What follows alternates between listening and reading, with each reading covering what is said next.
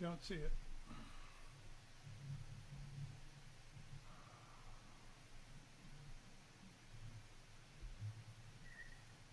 Okay, hang on.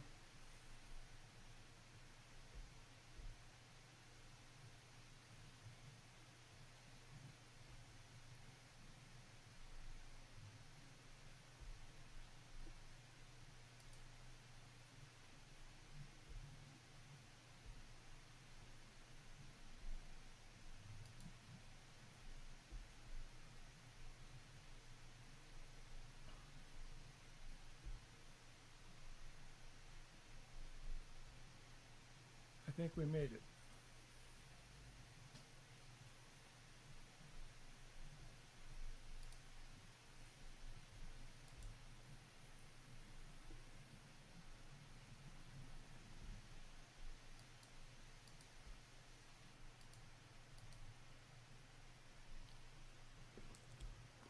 Okay, here we go.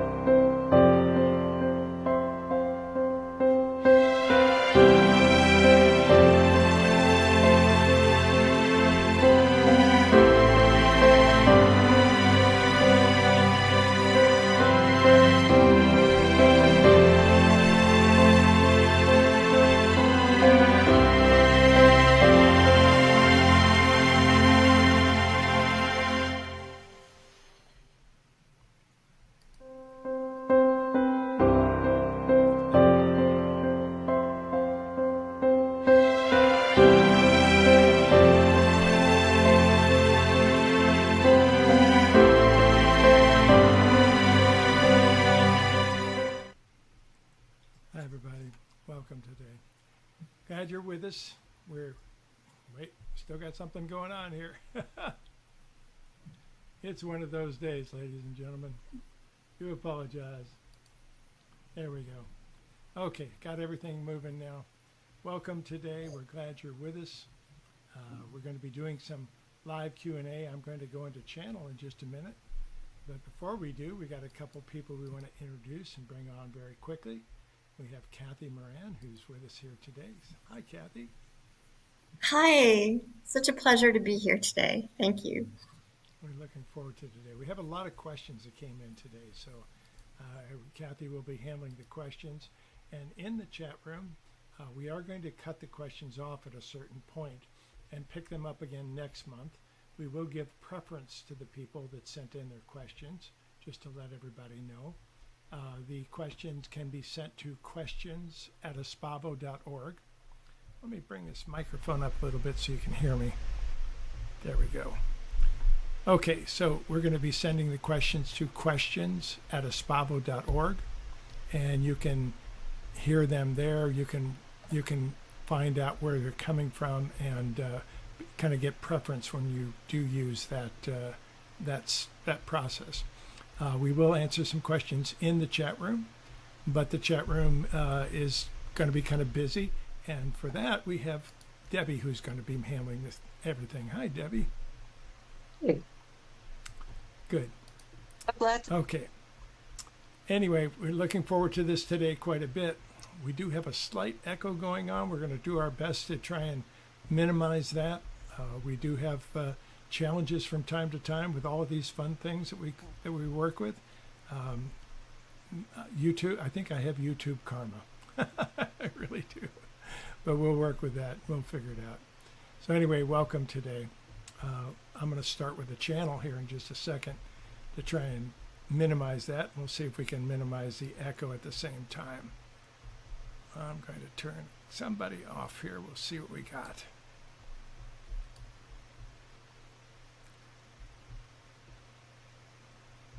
Okay.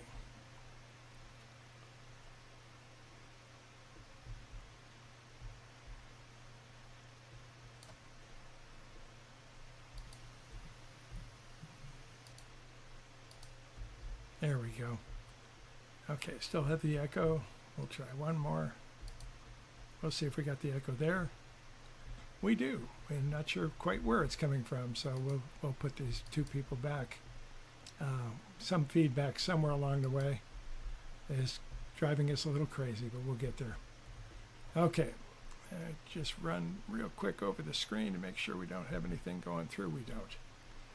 Anyway, I'm going to drop into channel here, bring a quick channel because, like I said, we do have a lot to talk about today. But the group is moving quite a bit of energy. And I will tell you, they're coming up with some very interesting things. Recently, we did a seminar on working with all of the process having to do with multidimensionality. And since that time, they have been absolutely adding quite a bit to it all and working with it in different ways. So let me start there. I will simply bring the group through and let them speak where they want to speak. Thank you all for being here today. Very honored to be with you. All right, let's take a breath. Good.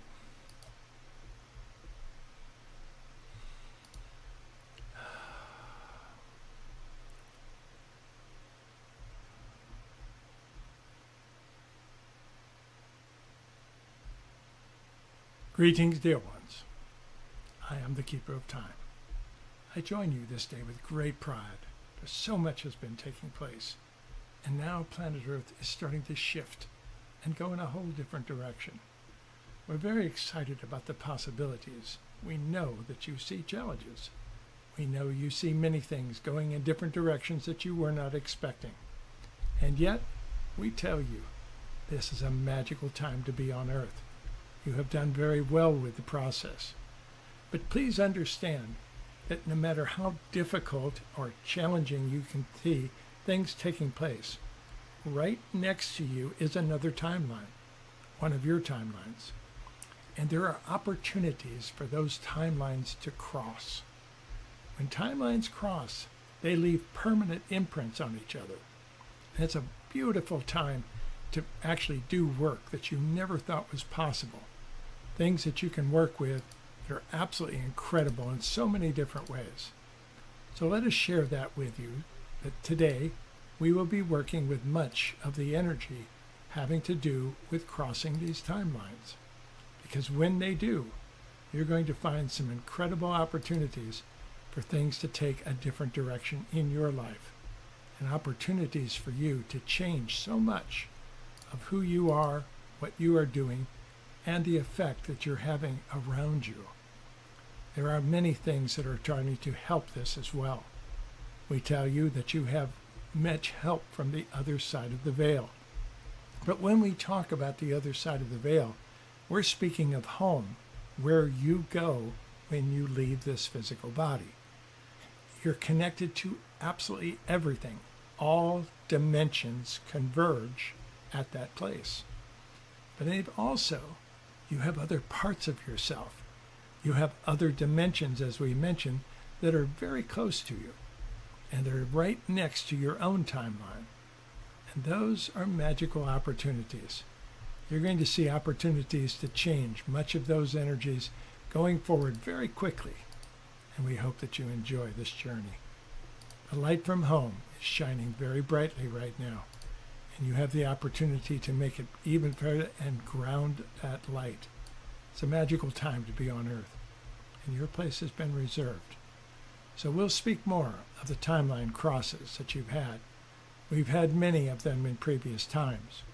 You've had many times where you see large, important events that ground themselves in your history. Now, many times you will put a word on this. You'll describe it in different ways. And it's interesting for us to see, but basically you are justifying being a creator being because you create your whole reality very quickly in all of this process. So know that you're right on target, you're here at the right time, and watch for these timeline crosses, because all of a sudden you may find yourself in another dimension of time-space. And with that, you'll have new opportunities in many different ways. So play the game. Know that you're working well. Know that the timeline has changed and everything is starting to move. Now with that, we also tell you, dear ones, that the magic of yourselves is starting to awaken in a new way. You're starting to be able to see things differently. Now, as a result of many of the questions that we will even answer this day, some of you are lost. Some of you cannot quite find where you're going or what this looks like. But we also tell you that you're closer than you think. Expect a miracle, and we will help you create it. It is the greatest opportunities for you to be here as a conscious creator. Do not give up hope. Please understand that there's only one test to see if you're on your path, to see if you're doing the right thing. It's the mirror test. It's a very simple one. You take a small mirror and you hold it up to your face and you hold it under your nose. And if it fogs up when you breathe, you're in the right place. You can't always see your path.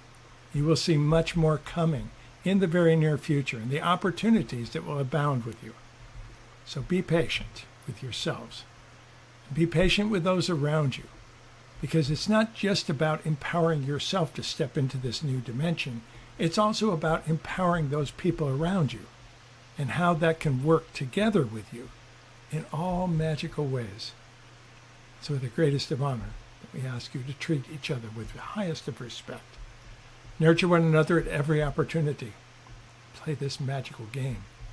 Watch what happens in the next 6 months. You will see much that is starting to take place. And above all, know that your projection into what you call your timelines are all changing in different ways.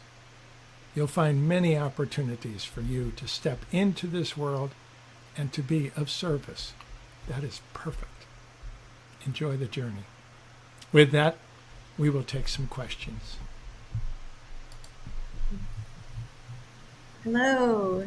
Okay, we have lots of questions today.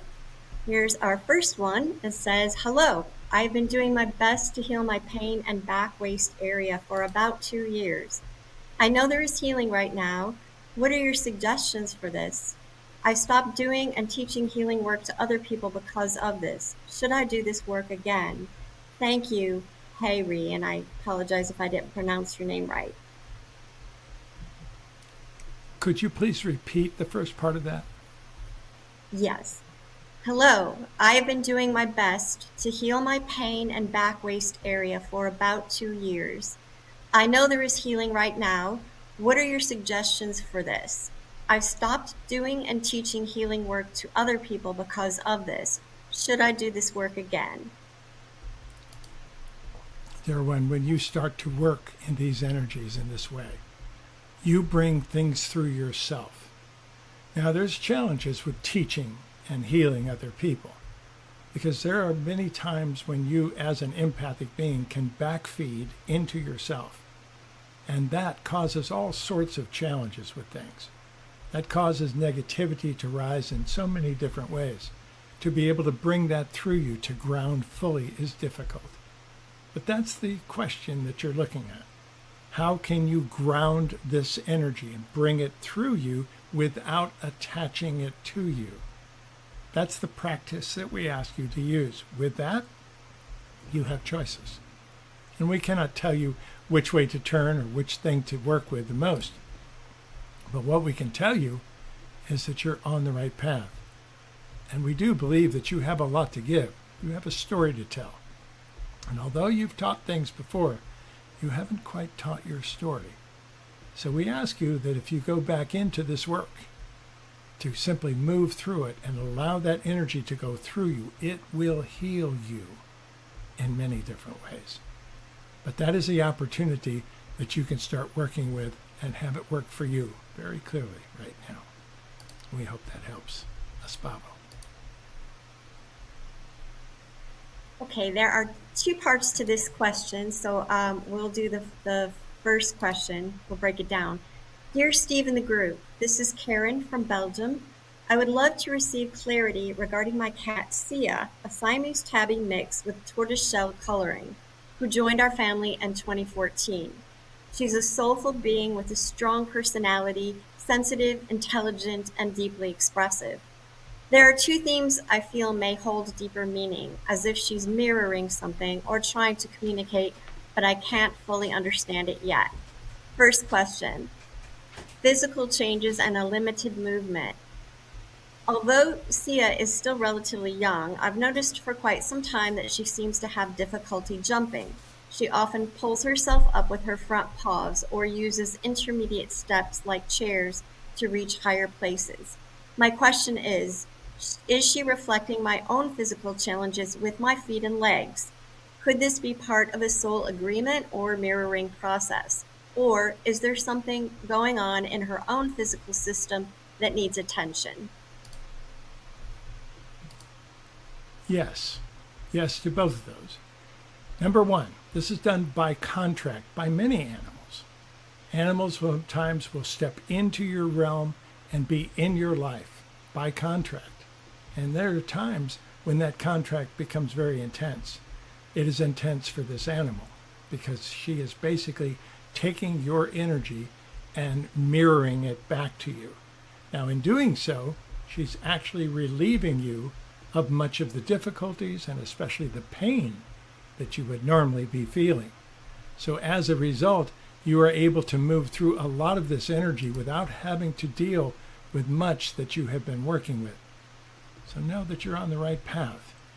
Now, the idea is to simply find that nature to be able to reflect with her. If you are able to find a comfortable space for her and work with her to rekindle her legs, to make her stronger, she will also reflect that in you. This is done by contract. There are times, dear ones, where animals come in and actually stop you from stepping on the other side of the veil and take your place. This happens all the time, especially in the animal kingdom. The love that these beings have for you is unbelievable. The things that they will do for you to carry your pain are unbelievable, and that's what's happening here. So the first thing, thank her. Give her the essence that you know what she's doing. Understand that she's doing it by contract and she's doing it by choice. And that in reality, if she can heal herself, she will mirror it to you. And if you can heal yourself, you will mirror it to her. Those are the ideas. Step forward. Enjoy this journey. Espavo. Okay, and here's the second part to that question. Since a second cat joined us in 2021, Sia has chosen to spend most of her time upstairs. She often calls or cries loudly, a deep and insistent vocalization that has become more frequent and intense. It seems she invites contact, seeks more closeness, and shows a strong-willed presence. My question here is, what is she trying to show, ask, or mirror through this behavior? Does she need more exclusive attention? Is she processing emotional unrest, or is there an energetic reason behind this that I haven't yet seen? Thanks so much for your insights regarding this, Steve. Yes, she's calling for more attention. Now, please understand, you may have it to give, you may not. But part of what's taking place here is this animal has not been able to communicate to you fully. And that is causing a frustration level. Part of what you're dealing with here is this animal happens to be multidimensional. So she is picking things up from other dimensions of time-space and trying to communicate them to you, sometimes through these whines, sometimes through these difficulties and these noises that she'll seem to make.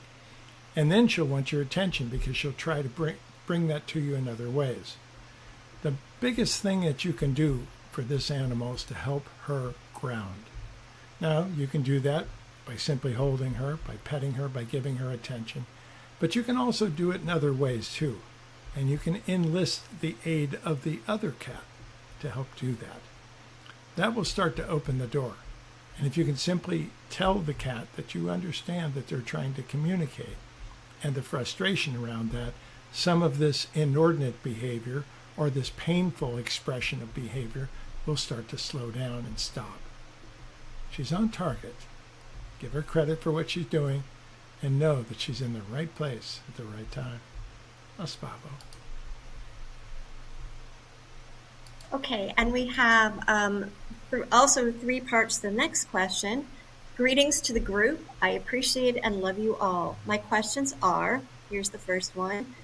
In 1982, I traveled to Egypt to see the Great Pyramid. Afterwards, I had a dream there was a hidden door in the king's chamber that opens with musical notes. Is it there? It is not there in the physical presence. What you are picking up on is some of the original plans of the pyramids. You were there. You had part of that design work yourself. You see, there are so many things taking place with the pyramids that have been misunderstood. Were there 5,000 beings that put these pyramids together over 100 years? Yes. But the reality is they had a lot of help. And they had help from what we call EDs. You have called them ETs, extraterrestrials. We call them EDs, which are extradimensionals. The reality is most of them are in dimensions very close to you. You were one of these beings that helped to create some opportunities for communication from eons of time in the future through these pyramids. They were also portals that were able to channel energy and store energy. So they were used for a lot of different things. But the reality is, even though you came in with these blueprints, they were not able to be manifest in the way that they were done, that they were originally set out. So this particular door was abandoned. But it was certainly there, and it was certainly there in your mind. You were the one who drew up the plans for it. Espavo. Okay, and her second question is, are the 134 columns in the Temple of Karnak batteries that store energy? Yes, very simply, yes. But on top of that, they store energy that, number one, is no longer being stored in there. Number two, it was an energy form that you are completely unfamiliar with. There are ways of distributing energy that many people were trying to work with here on planet Earth in your time frame, in your dimension. Nikola Tesla was one of them. And yet he was working mostly with electricity. These are not batteries that store electricity. You know you have different forms of energy. You have chi, you have life force energy, you have the universal energy, which we talk about a lot. That's what these were meant to store. And they did for a while. And they did serve their purpose. Now they're mostly remnants, but at some point you may come to the understanding of what they really are, what they were, and how to recreate them. It is coming. You have so much magical things that are starting to unfold. We can't wait to see what you do next. Espavo, dear one. Okay, and the last part of her question is, could you comment on the Treasury building in Petra? What was it actually used for? Thanks very much, Yvonne Jackson.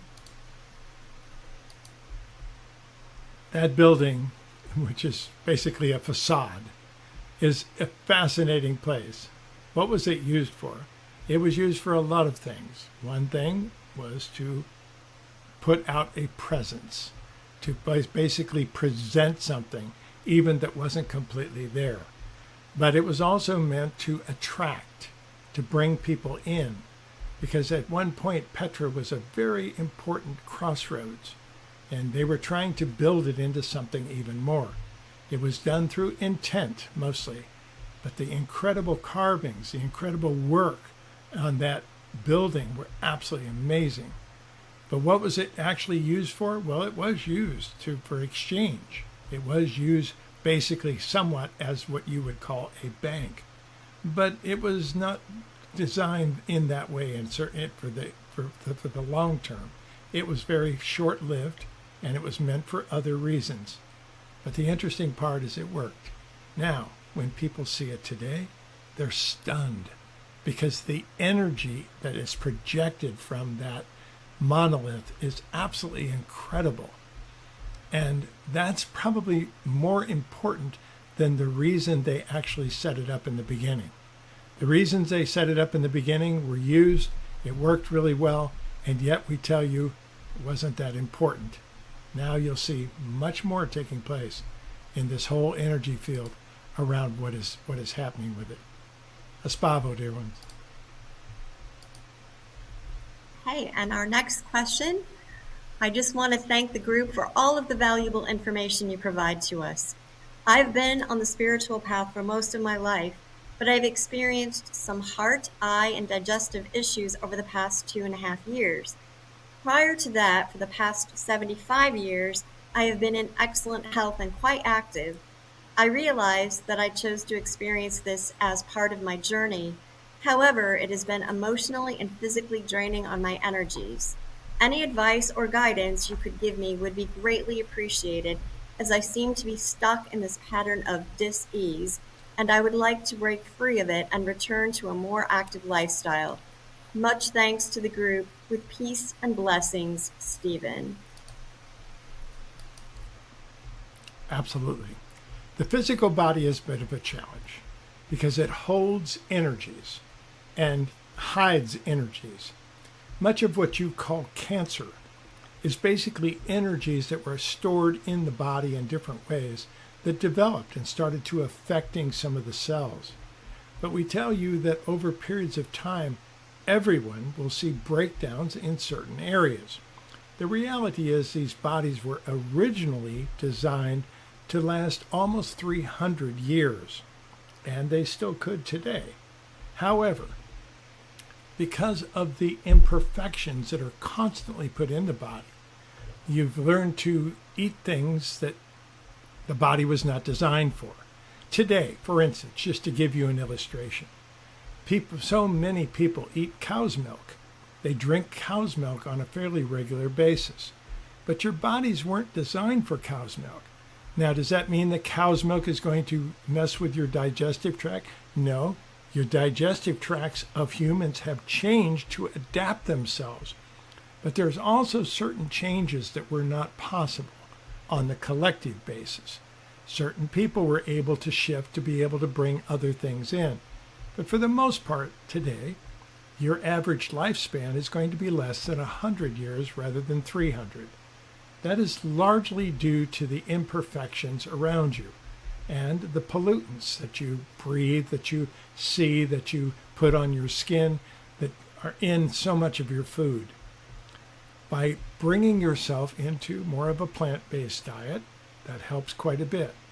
Now, once you already have these challenges, what to do, because we think that is really what you're asking here.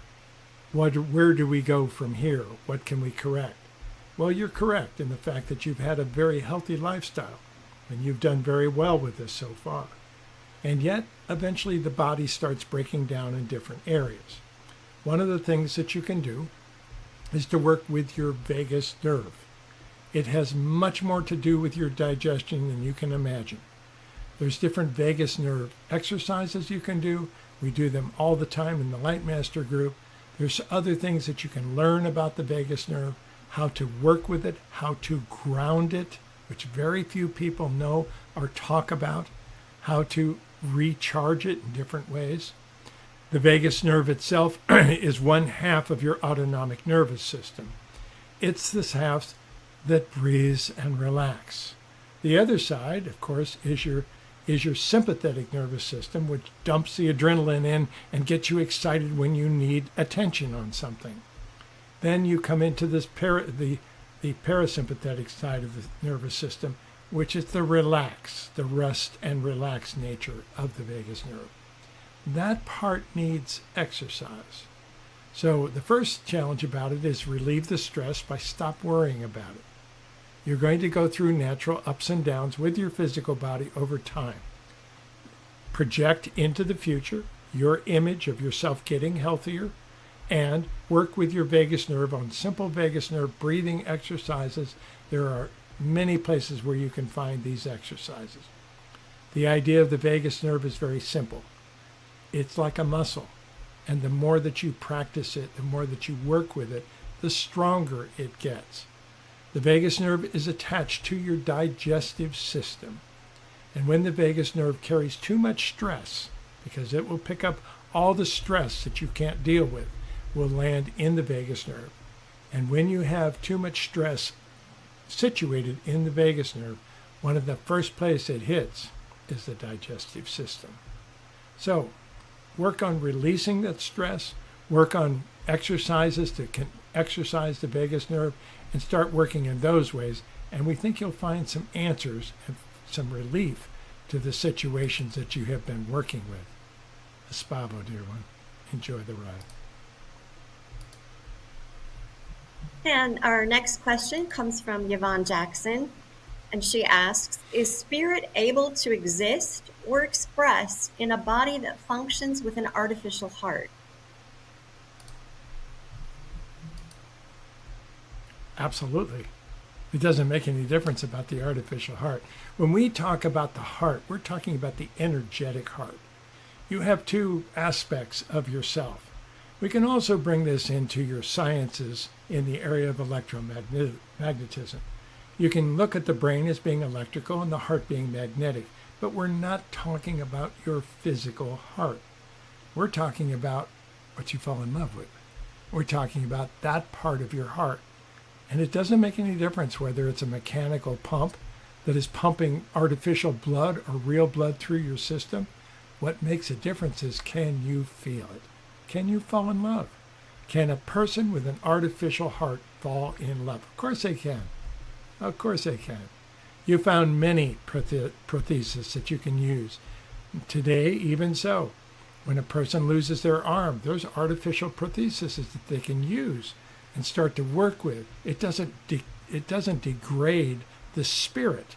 The spirit has adapted a very awkward physical body to be able to use to walk through your life with. And they don't really care whether you have an artificial heart or whether you have a real homemade heart. It makes no difference.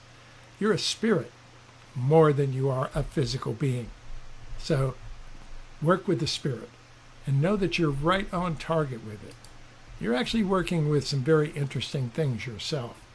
And we tell you, you've come a very long way. You're carrying a lot of wisdom and a lot of grace. Enjoy this journey and ground your wisdom every chance you get. You're a magical teacher, my dear. We hope that you take that and run with it. You know the answers to many of the questions you are asking. Dare to step forward, channel it yourself, and bring it through. Learn to trust yourself. You will make mistakes, of course. You're human. That's the nature of being a human. But the idea is learn to bring through and let spirit lead the way every chance you get. Espavo, dear one.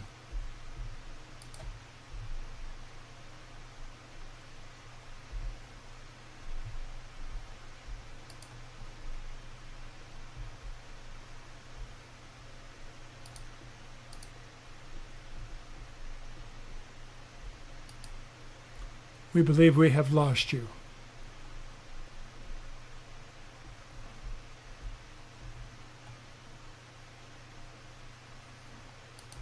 We're not able to hear you.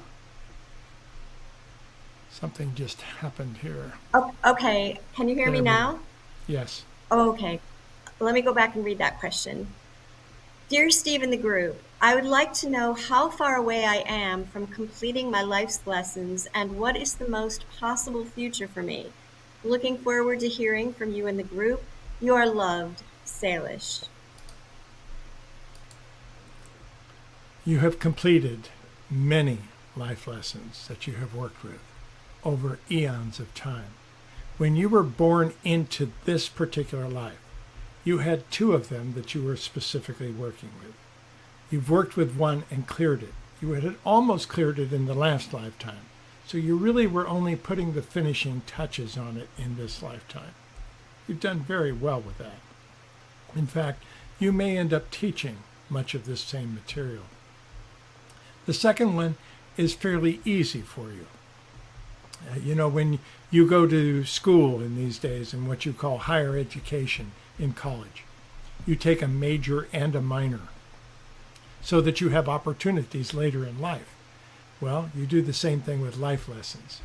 Now, what has happened here is because you were almost complete with the first life lesson, you integrated the second life lesson into your life in the contracts that you were working with. So you've done very well with both of these particular life lessons.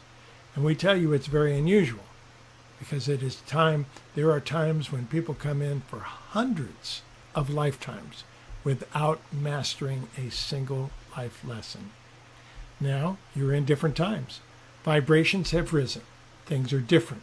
You're moving at the speed of love, which is slightly faster than the speed of light.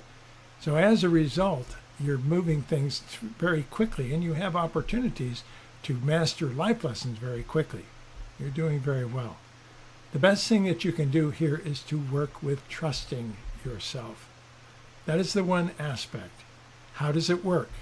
Well, to the analytical mind, it's very difficult because you're always looking for proof. And by questioning your own proof, by questioning your own abilities, you're a conscious creator. You create the questions. You create the negativity instead of the positive results. So step up, step forward, step into it, start seeing yourself as a wisdom carrier. Now, again, is it possible you may translate something incorrectly? Of course it is. So you use the words and you simply say, I may not be perfect here. I may not be completely correct, but here's what I'm getting. And start putting that out there. And what will happen is you may start trusting yourself in a whole different way because that's the one you're trying to work with right now. Enjoy the journey. You're much closer than you think. Espavo doing.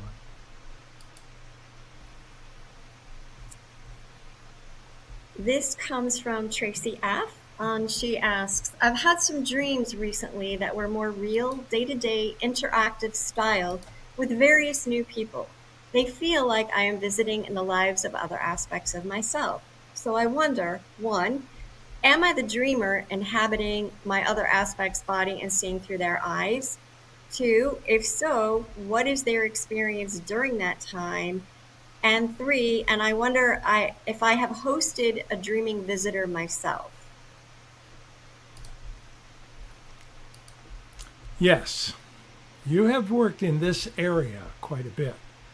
We will tell you that in previous lifetimes, you have written the books on this particular subject.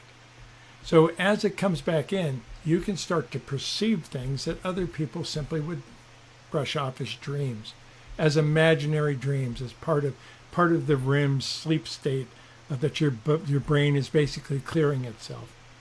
What is taking place many times is you can actually do work inside of dreams.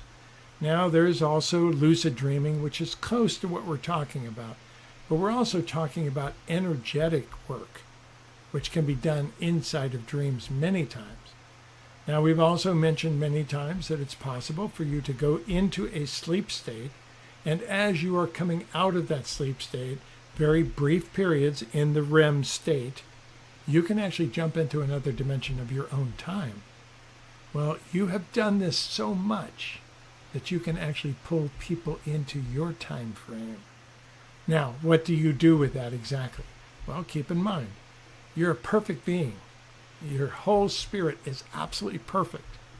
And yet, only parts of you can find the imperfection because you've divided your perfection in all these other dimensions of time-space. You can put back your own perfection, find answers to your own questions in this dream state. Sometimes it will seem through other people, the other beings that you draw in from other related things. Many of them are you. So play with it. Write down much of what you think you know and postulate about what the possibilities are. That will bring you much closer to your own teachings and the things that you came to do in this lifetime. Enjoy this journey. Enjoy the dreams. Espavo.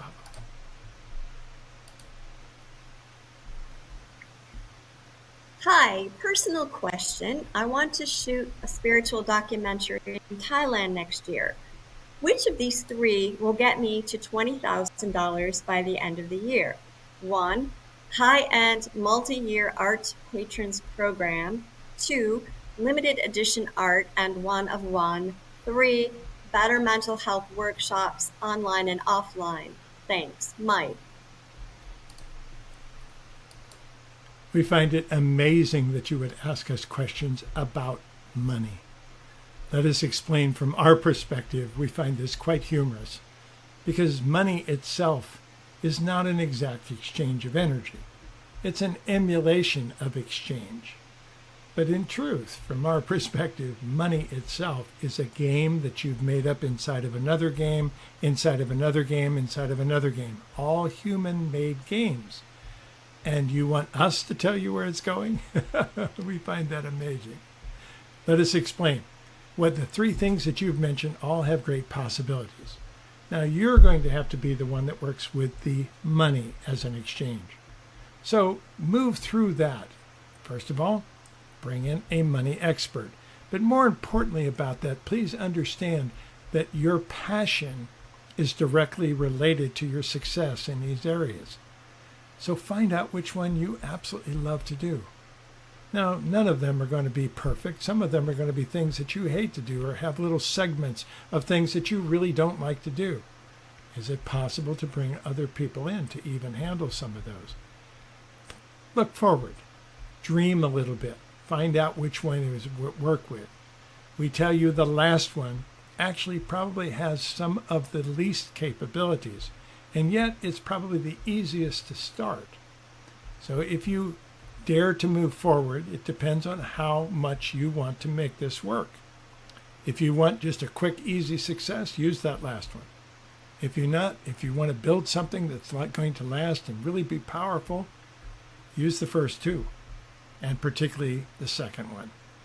Now, those are the things that we can tell you actually have the greatest opportunity only if your passion is there. If they excite you to no end, that's the way to go.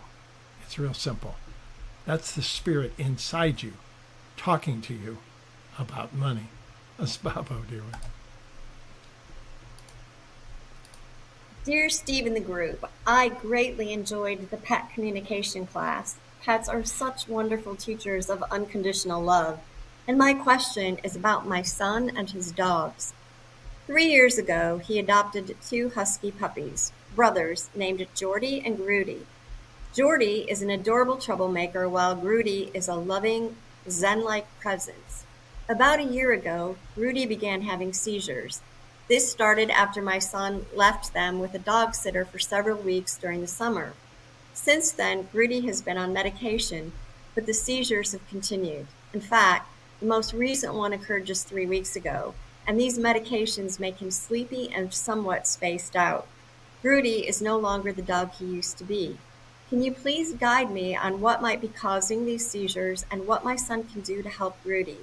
Thanks, Steve and the group. Natalie. Grudy is leaving.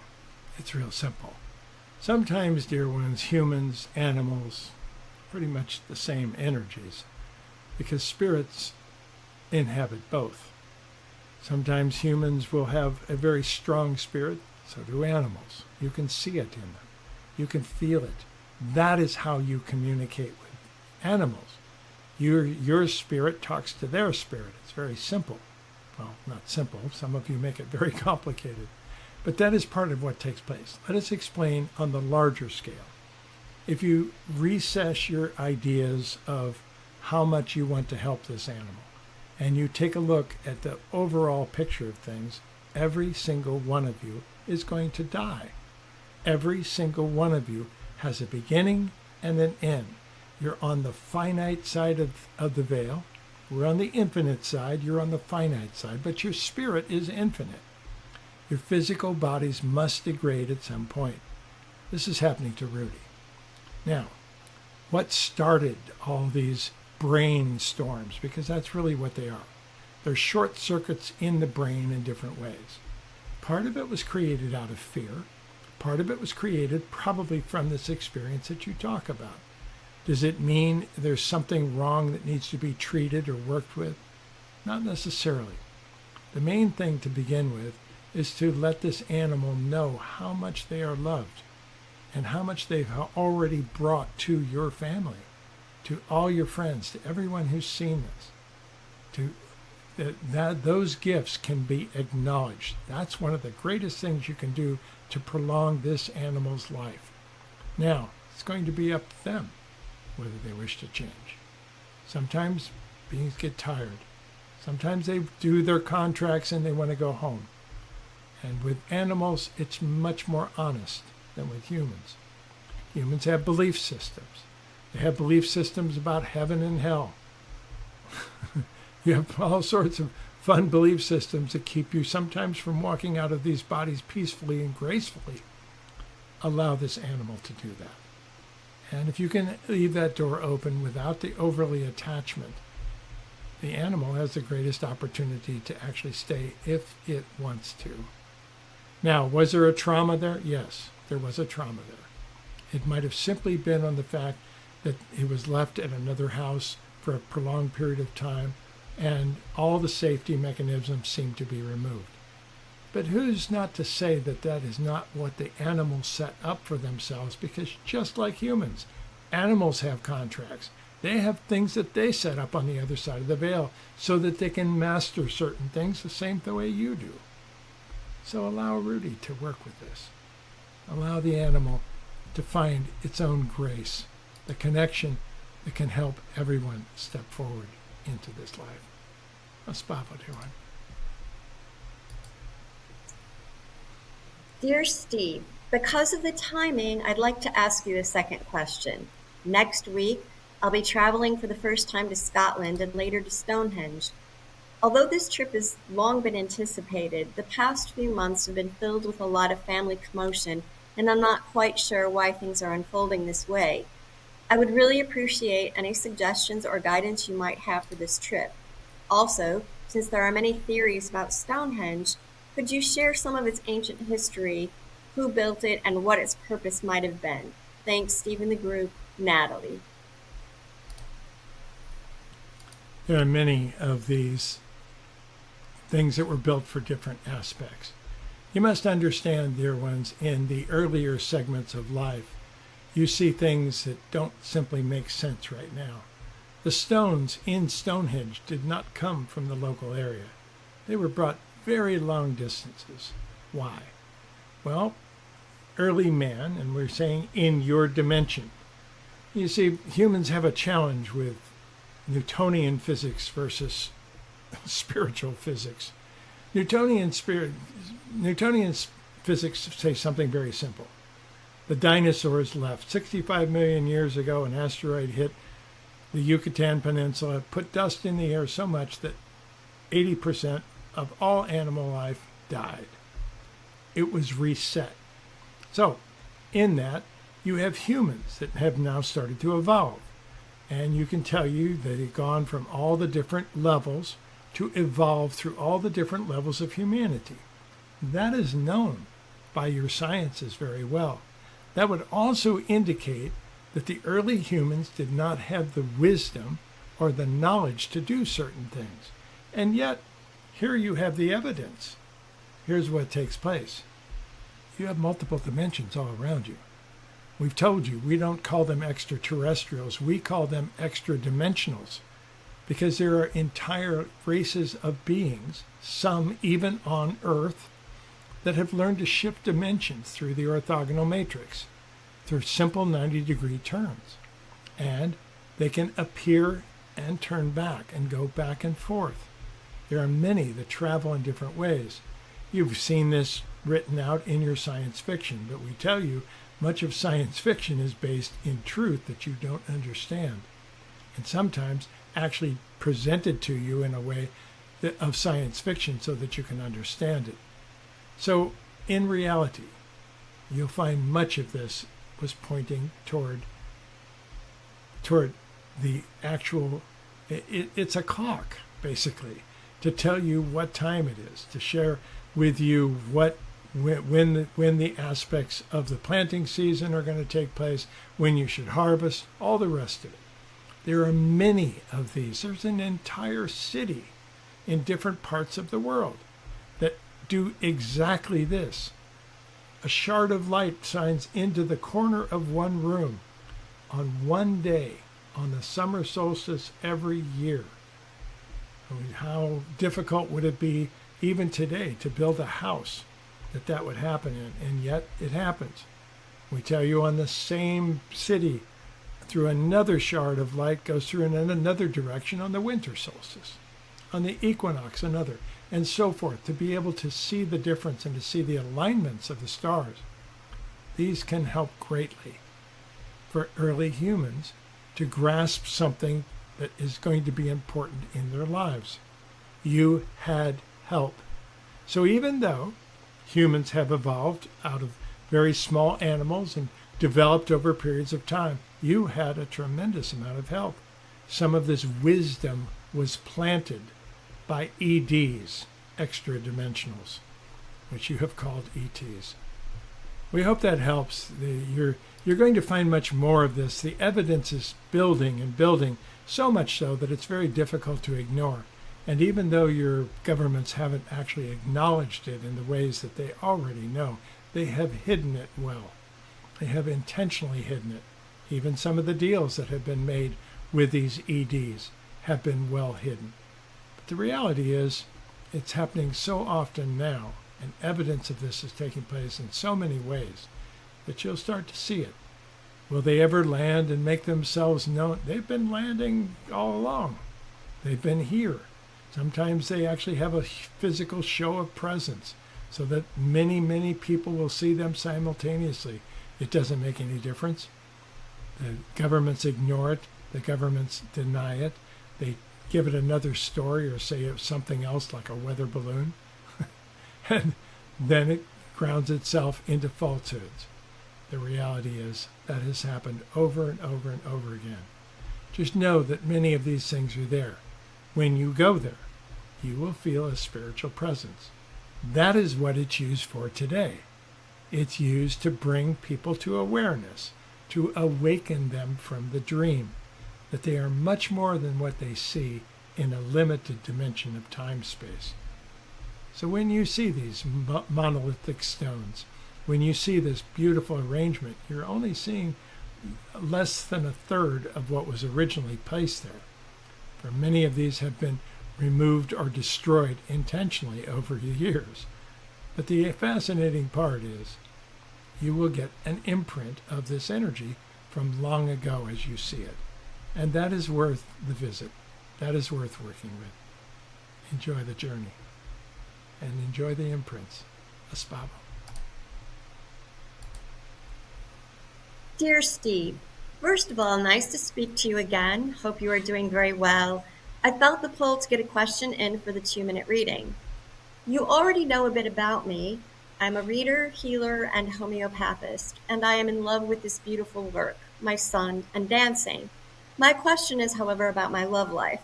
For a while now, a couple of years, I feel ready and open to meet a beautiful woman to be in a committed spiritual relationship with. I feel I have a lot of love, lightness, and depth to give and receive. I have the feeling she is there for me. I'm ready for it, but for some kind of reason, the last years, it never worked out. This makes me feel a bit more unsure. Is the timing off? Am I missing something here? Do I need to work something out first, or is it just being patient? This is something that's been puzzling me for a while now, and I was curious to hear what the group has to say about this. Thank you so much. With big hugs, Misha. This is one of the more challenging parts of planet Earth, dear ones. Relationships. Sometimes they're challenging because one person is looking for another person. Usually you'll have several relationships that do not work.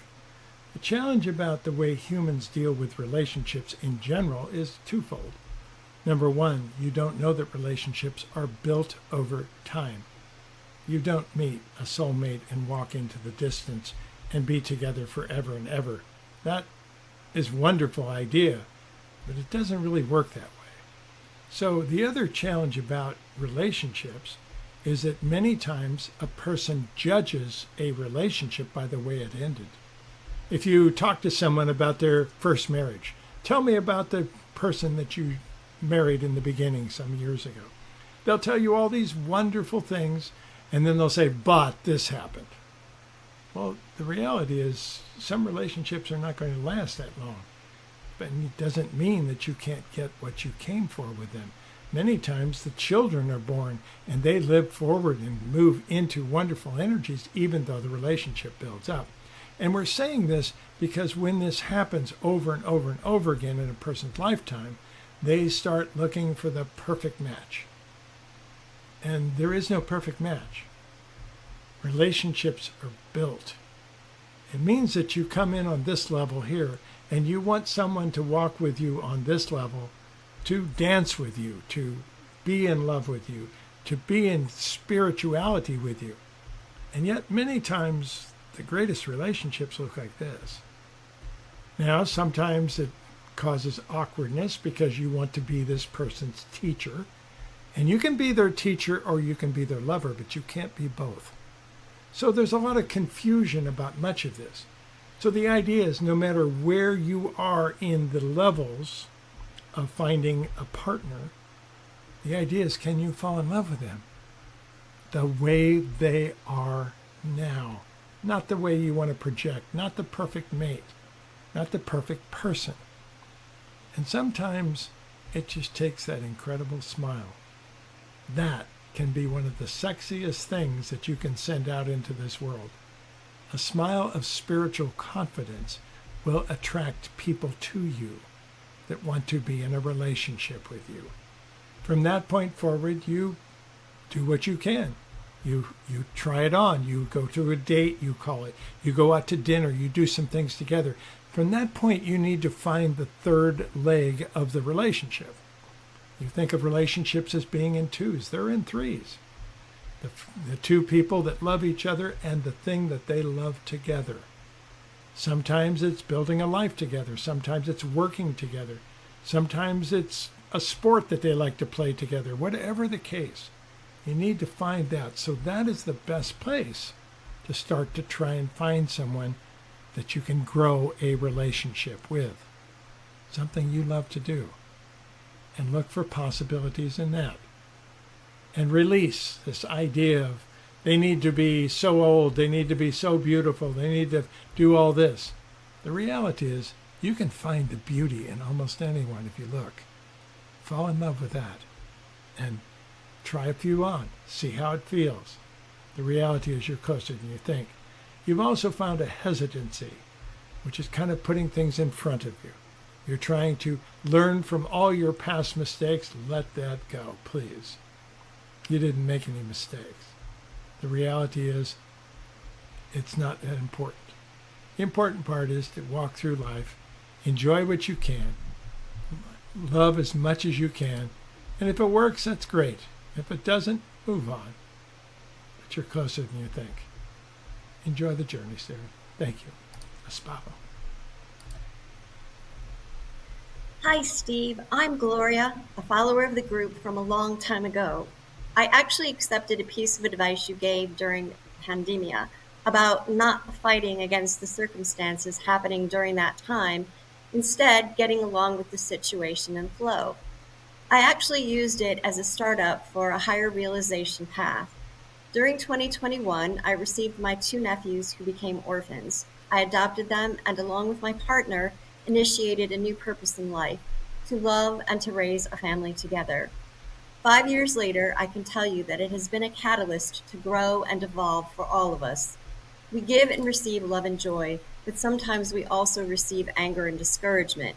My question today is, if we are going to heal the whole family and see all our children flourish as human beings, with the certainty that we have made a difference in their lives, I also accept any guidance the group can give us to serve this purpose. Thank you in advance for your answer, Gloria.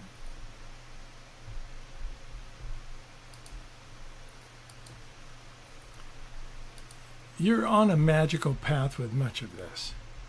And again, all of this can be built one piece at a time. What you do is very magically, you have created another third leg of your relationship. Now, there can be a little challenge with some of this. Many people have understood this because when they build another part of this relationship around helping other children or bringing children in or having a family, there comes a point of different levels that are reached. And there also comes a level where the children move out of the house. In that case, sometimes the father goes through a reset of his energy and wants to start all over again and goes out and buys a sports car and wants a divorce. And the mother goes through what is called an empty nest syndrome. So you basically have instantly lost that third leg of the relationship. So the idea is to build it flexible to where you can move through that in different ways. And you are not leaning on the third leg. And you do this by daring to look for other third legs, other possibilities, other things that you can branch out into in different areas. And that can also help your children greatly because they're going to be in the same situation. Relationships are some of the most challenging things that humans go through because you have certain expectations. You expect to find someone on the same exact level. You expect to find your soulmate who you made contracts with on the other side of the veil. Dear ones, when you find that person, because many of you have made those contracts, sometimes it is eruptive. Sometimes it is very destructive to find that person because you were going to try and work something out and you have to rebuild the energy from the last time that you had a horrible experience together and weren't able to complete it. So please know that it's one step at a time. Very simple. Build this. Open up the possibility of bringing in other third legs. Teach your children well, and they will teach you. It's the way it works. Take one step at a time. Don't worry about the long distance. And enjoy the journey. Espavo.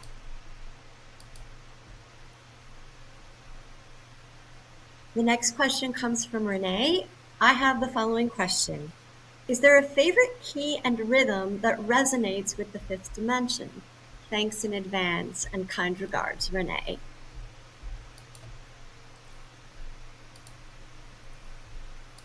There are many rhythms in particular that work with the fifth dimension. There is one in particular that has resonated very clearly with the third dimensional physical body. And that is 432 hertz. It's a very clear energy that you can listen to. You can find it used in different areas. Many people have used the 440 or the 444 to resonate to the solfeggio scales and some of the energies around that, the original scripting of the scales, the chromatic scales. But there's much more than that because you're evolving now. And you're moving, you're changing your own vibration, and your resonant vibration is changing as well. So 432 hertz is a very peaceful, comfortable energy. Now, on top of that, if you harmonize that with the 333, in other words, 333 hertz, you'll come up with a beautiful harmonic, which can help you stretch into the fifth dimension. Furthermore, if you take one of those, and you turn it into a binaural beat, it works even better. How does one turn it into a binaural beat? Well, very simply, you find a way to do that. There's a website that the Keeper uses quite often to be able to do exactly these things. You can put in two different frequencies, and it will bring both of them in at the same time. If you bring them in very close, it'll have a waving effect, almost as if it's coming in and out. It's not actually. Your brain is going from one side to the other very quickly. And what we would suggest in this situation is that you take the 333, you make the 333 maybe 330 in one and 336 in the other. That is 6 units, 6 hertz apart, 3 on each side. That will give you a nice comfortable wave, but actually hitting the 333. Now, we know this may be a little confusing for you, but the reality is you can work with this better than you think. There's lots of ways of understanding that. Let us play for you exactly what we're talking about. Give us just a second. There is a website the Keeper uses quite a bit. We may even be able to show it to you. Let's see. He doesn't like it when we use his equipment, but we'll try.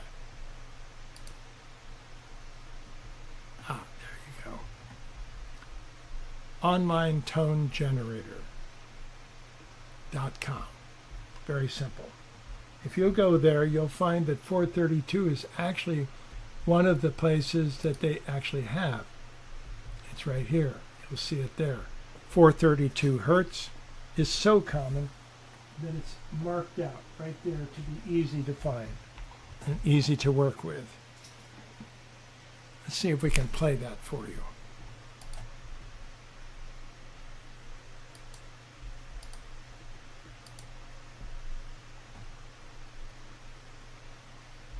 That is a fairly comfortable tone.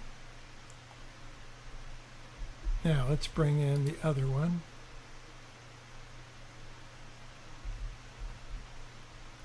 Three 330 and 336. The harmonic is such.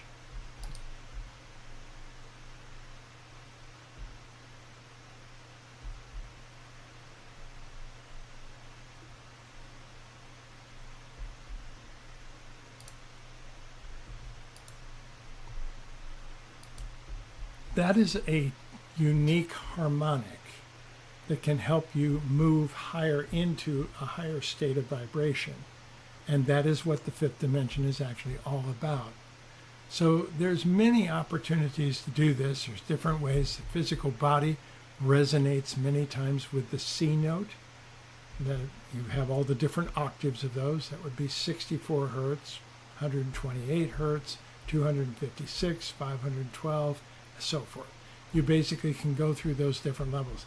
That is resonant with the physical body, especially if you use those internally through weighted tuning forks or things of this nature that you introduce inside the body.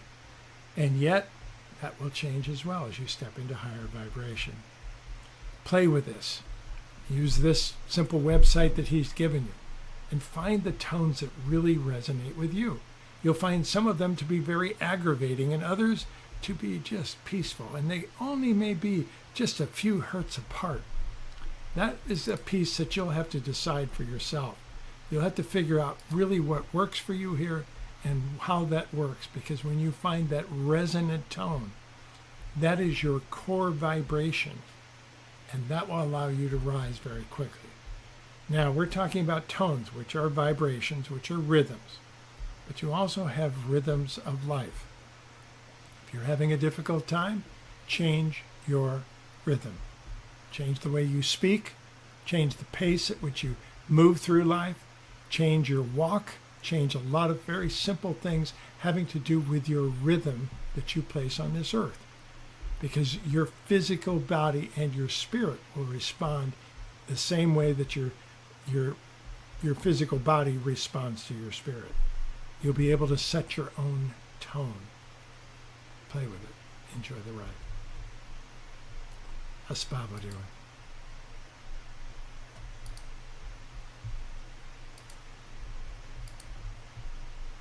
I have taken the 11 other selves class. I want to know how we split into many other selves from one of the 11. I've encountered individuals who have split off from the original and started a new life. How does that work? Candy D.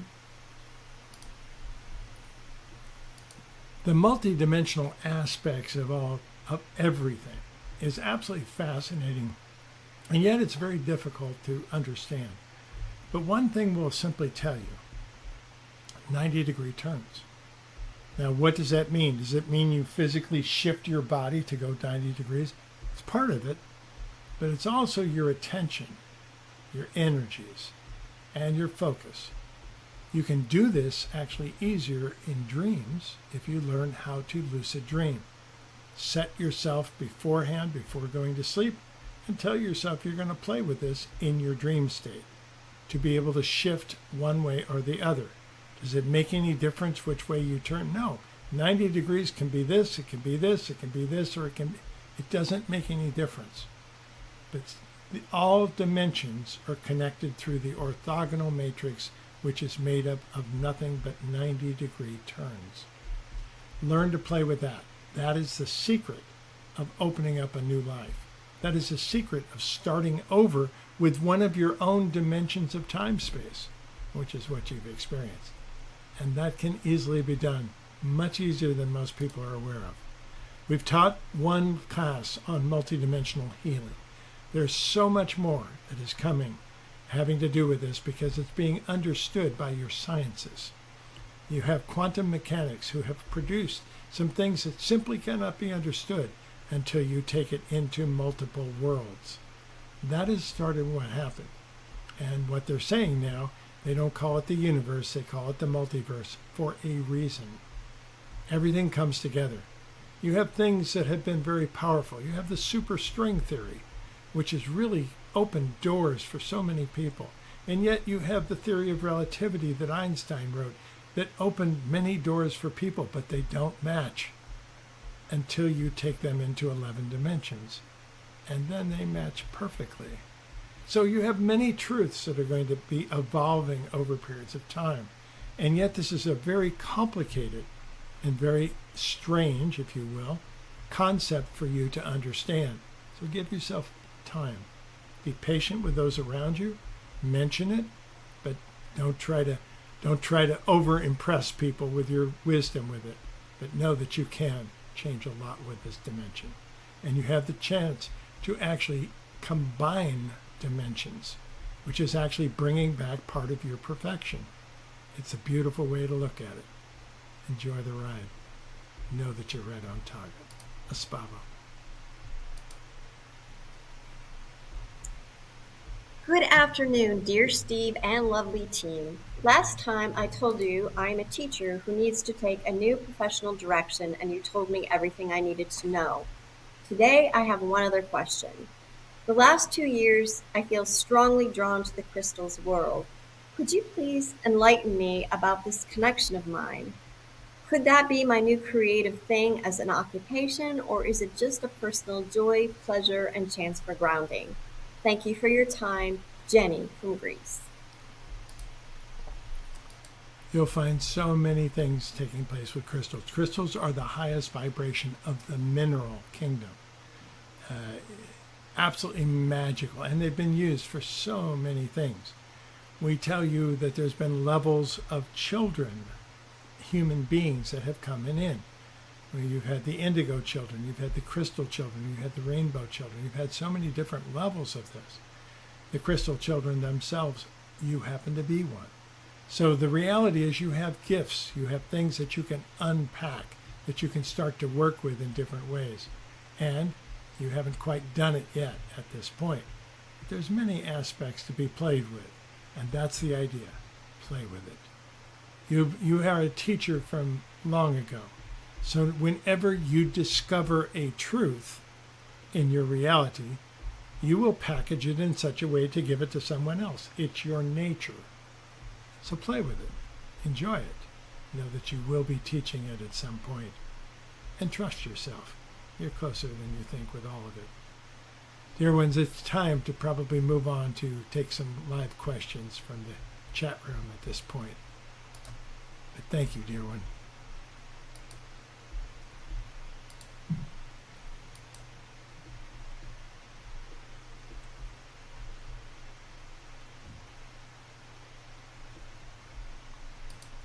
We do not have voice.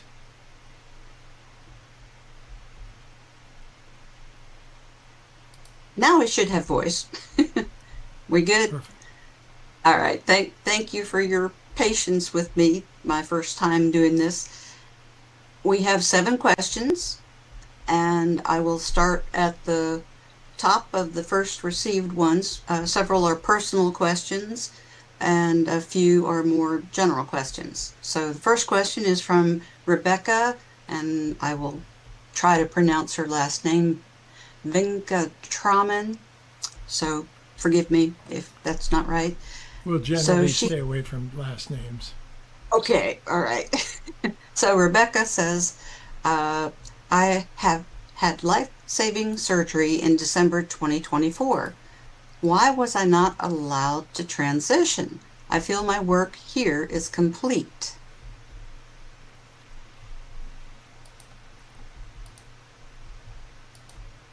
You did transition. You did transition. Basically what took place is that when you are on the other side of the veil and you come in with this incredible empathy, the empathic abilities that allow you to tap into other people's energies, You set up exit points. You set up opportunities to go home. You say, I may be done with all my contracts, I may be finished with my life lessons, and I'm super sensitive. How can I get out of here? So you set up opportunities. You came across one of those opportunities. We call that a phantom death. There are sometimes people experience what you call NDEs, near-death experiences, where they're met with someone who says, no, you're not timed, it has to go back. You did this yourself. Now, you're also part of a collective. You're not a single person. You're in multiple dimensions at the same time, and you must leave at the same time. You're born at exactly the same instant. You enter through the veil, and you anchor on planet Earth, incarnate at exactly the same time in all 11 dimensions. The same is true when you go home. So part of what took place here is you came across this opportunity to go home. But it wasn't just your decision. It was all of the decisions. And although you were ready to go, and quite frustrated at some point, the reality is you couldn't, because the other parts of you were not ready to go. They're getting close, I will tell you that. But at the same time, you may be one of the ones that decide to stay. This is entirely up to you, dear ones, because there's no right or wrong about any of this. It is not wrong to die. It is not wrong to go home. When you come here, we will celebrate you home like you've never been celebrated before. It is amazing. There will be no regrets about stepping out of that body, no matter how it is done. And yet, we tell you sometimes you've gone to great lengths to be there, to anchor yourself in a physical body, to go through life, to go through childhood, to go through the teen years, all the fun things that you have to go through to be where you are right now. So do the best that you can. Make the most out of it. Find those passion areas. Find that life purpose. And step into it as best you can. That'll be the highest possibility. And that will also lead you to the possibility of aligning the other dimensions if you truly want to go home. Espavo, dear one. Enjoy this part of your life. It's all new. Espavo. Thank you, Steve. Next up, we have Rosemary Carden, and she says, we are living in interesting times. I feel peaceful and have no wish to leave my property. I prefer being with my animals and nature. What role am I supposed to be playing in this strange game? That word, supposed to, is a very confusing word for us on this side of the veil. The reality is there's no supposed to. You decide every step of your path. Many times you do not make the path up until your foot almost hits the ground. And yet it can be incredibly exciting. Now, that is the peace, the excitement. Where does your heart want to lead? Where is your passion? What are you here to really do? What do you love to do? Not necessarily what you're good at, because those can be two different things. But what do you love to do? And to constantly keep a new area of this. It's in the near future, we're actually going to be doing a whole process of rejuvenation. We're going to be doing a 2-day class on rejuvenation, how to keep the brain alive, how to invigorate the brain as you age, how to invigorate the body as you age. We're going to be doing several of these things, and all of them involve passion. All of them involve finding those pieces that you love to relearn. And that's the other part. Learn something new every single day. It could be something small. It doesn't make any difference. Learn something new every single day. And it will rejuvenate your passion. It'll rejuvenate you in a lot of different ways. We hope you enjoy the journey. Espavo. Thank you. Keeper of time today. So next we have Ellie Jeffers. She said she's grieving the loss of her beloved soulmate. We had 13 short years together, and I'm trying to work out how to be without his loving presence. I'm hoping for some words of comfort today. Bless you all.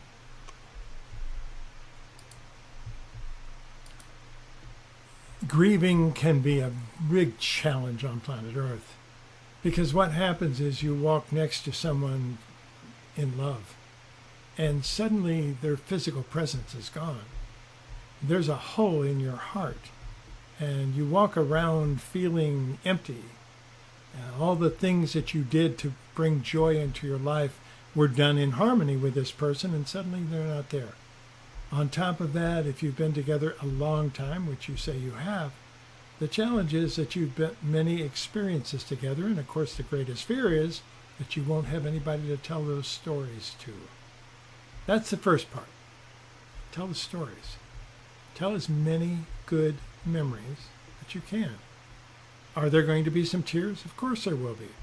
Of course. Tears are life lubricant. They're perfect for exactly what you're experiencing.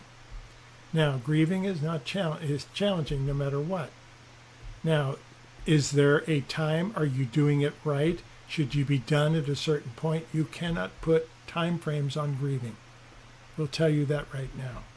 Many people will grieve for years and years and years. Others will grieve for a few months and be past it. It doesn't make any difference. What makes a difference is how you block yourself from moving in a new direction while you are grieving. So understand that that person is going to be missing. There's going to be parts that you have to reconnect in different ways. And try desperately not to close yourself off to new relationships and new loves, new opportunities for that. And tell the stories. Above all, relive those stories. Relive all the fun times, all the opportunities that you two played together, all the fun memories that you had envisioned one day of telling your great-grandchildren. Those are the things to ground. Write the book. Do all those things perfectly. And that will actually help you to start to rework this person in your life. You see, grieving and death is not actually forgetting about a person or letting go of them. What it is finding a new place for them in your heart. The keeper lost his love of his life. For 48 years they were married. They were together for 52 years. And they did many things together. He had to experience much of this process. Today, she's in his life. She makes him laugh all the time. She has these little inklings that happen all the time. For instance, it was Mother's Day not long ago, and he was sitting out on the lawn, just thinking about her, wishing that he was here, she was there, to wish a happy Mother's Day, and he simply said, "Happy Mother's Day." And a hummingbird came up with about 18 inches of his face and just moved back and forth between his two eyes for the longest time. After about 15 seconds, he put his hand out to see if the bird would land on his hand. The bird didn't land on his hand, but the bird didn't move. They kept going back and forth and back and forth. If you look for them, they will find other ways of coming into your life. And that's the secret of grieving. Finding new places for them. Finding ways where they can still touch your heart and yet will not bring you pain. The pain is created through your expectations and through your attachment to the future and things that have taken place. Be grateful for what you had. Tell the stories. Anchor into them in different ways. And move forward and let them be in your life in a different way. Espavo, dear one.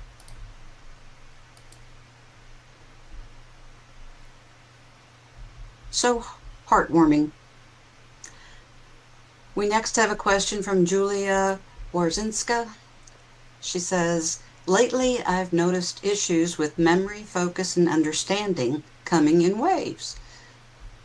My intuition is getting stronger, and it helps me cope. It feels like my spirit is guiding me, but my brain struggles.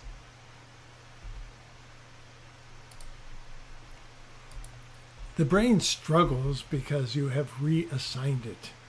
You've given it different things to do. The reality is one of the worst things that humans can do is retire. You think of all this time, I'm going to work hard, I'm going to do all these things, and then someday I'm going to retire and I'll go and play and have fun.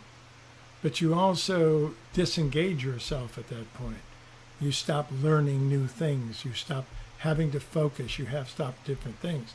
Now, we tell you it is wonderful to shift dimensions, to go in different directions and change regularly. People that sometimes have jobs for years and years and years in the hope of retiring with a gold watch and a pension, and they won't have to worry about a thing.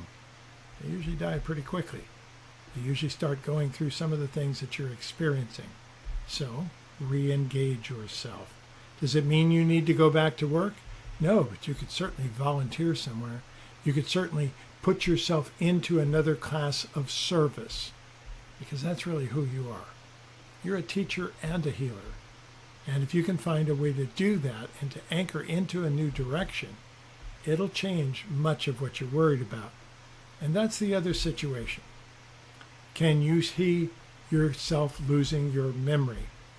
We tell you that as you age, you only have so many brain cells. And as you release them in age, yes, you're going to experience less different types of memory.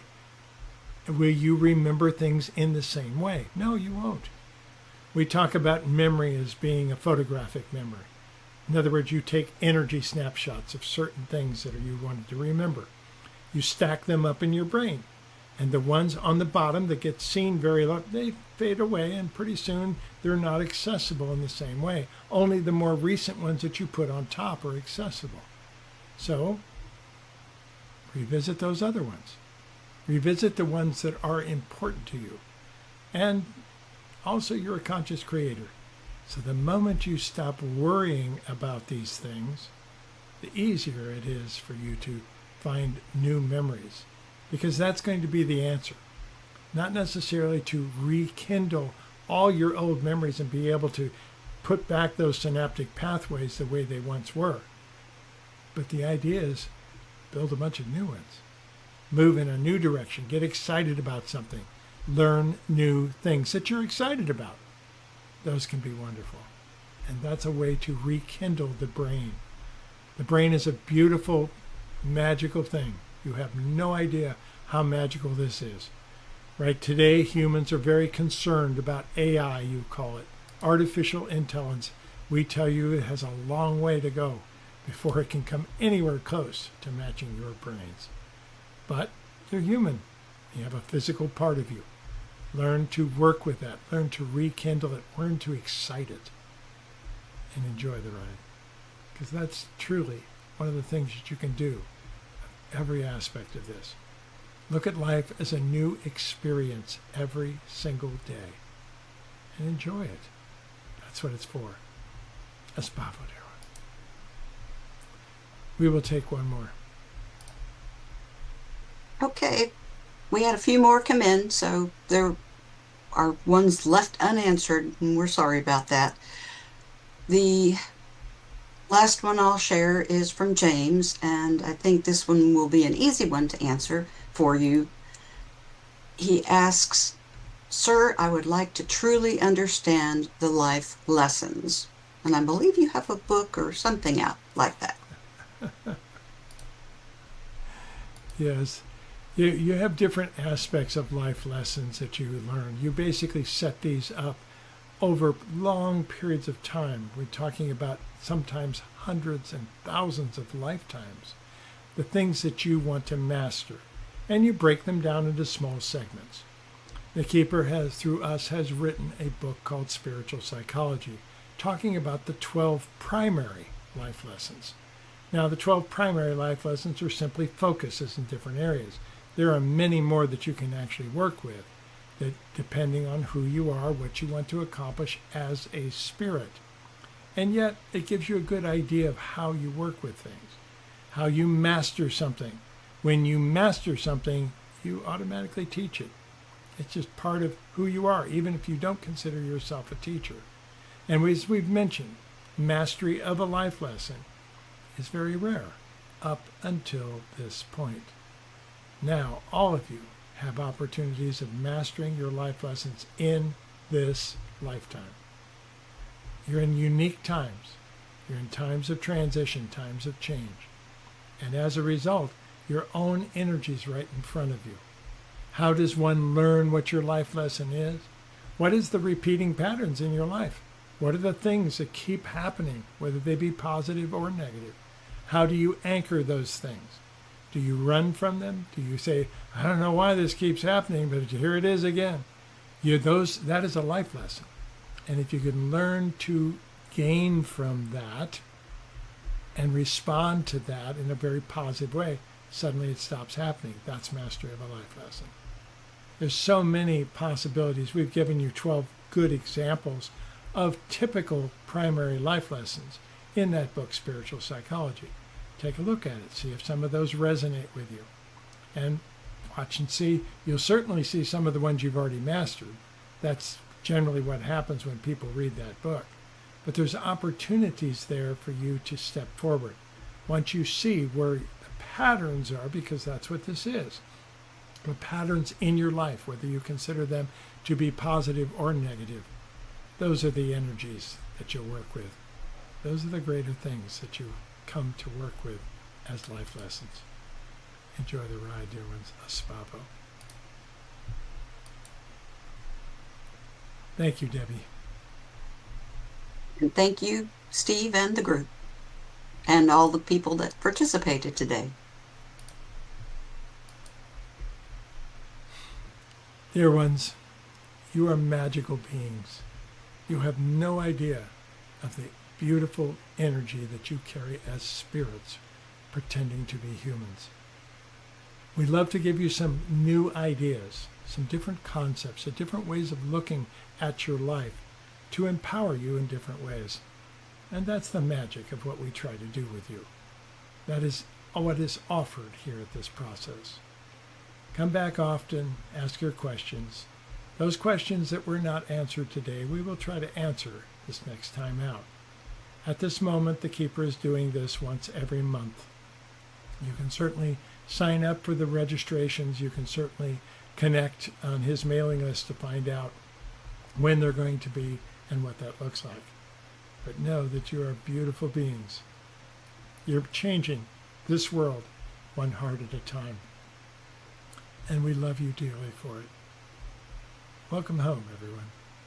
So with the greatest of honor, we ask you to treat each other with respect. Nurture one another at every opportunity and play well together as you create this magical game of hide and seek. God hiding from himself, looking for herself. Espavo, dear ones, I am the Keeper of Time. Welcome home.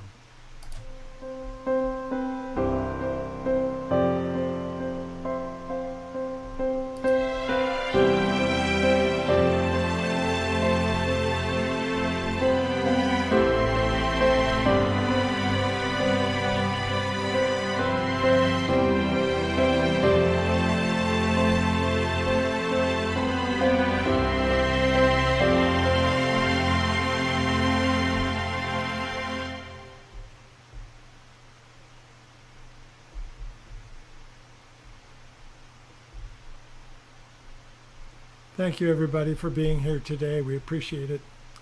If you'd like further information about this, you can find that at steverother.org. You can also sign up. You can basically click the like button, and you can join our list here at YouTube.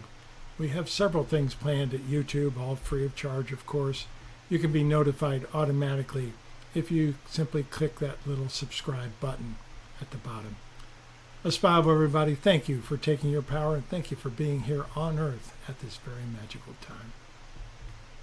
I'm Steve Rother, and I love you.